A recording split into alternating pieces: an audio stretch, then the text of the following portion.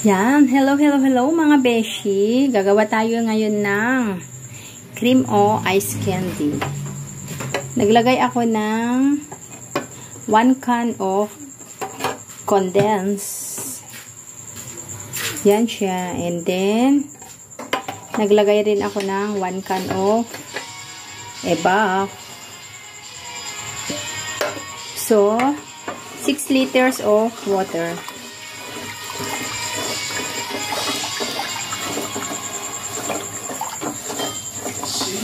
Then, continuous.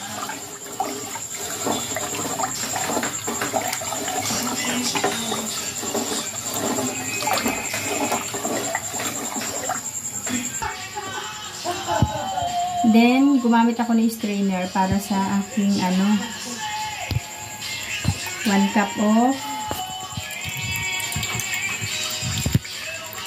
cornstarch. Hindi kasi maiwasan na magkaroon siya ng ganun. Kaya, gumamit ako ng strainer. Then, continuous cooking. Hanggang mag-smooth yung ating gagawin.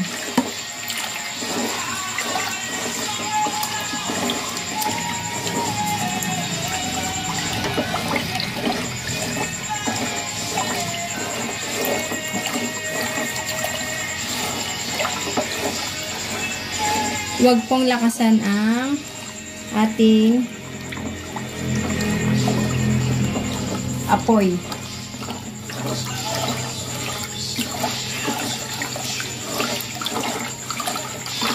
Yan. Pero pagka gusto pa ninyong lagyan siya ng white sugar, so okay lang. Pag yung gusto ng mas matamis, so pwede pang lagyan ng white sugar. Pero ako hindi ko na nilagyan ng white sugar.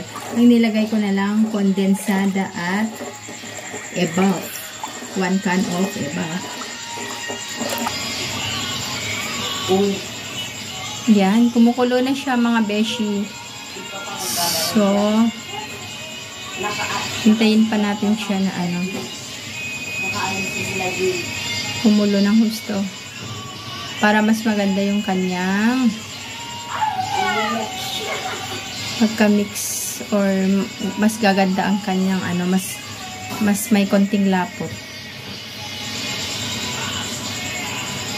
So mga beshi, nilalagay na ang 5 pack ng cream o. Dahil wala siyang Oreo, so cream o yung aking nilagay.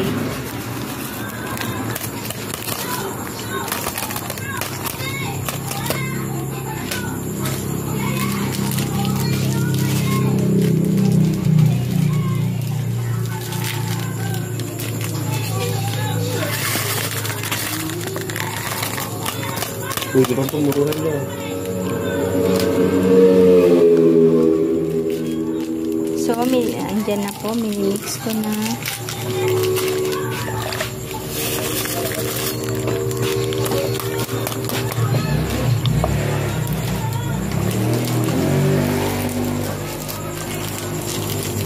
Mabili kayo bukas. Yan, okay na. So, hintayin lang natin siya na lumambig bago siya ilagay sa ice candy wrapper.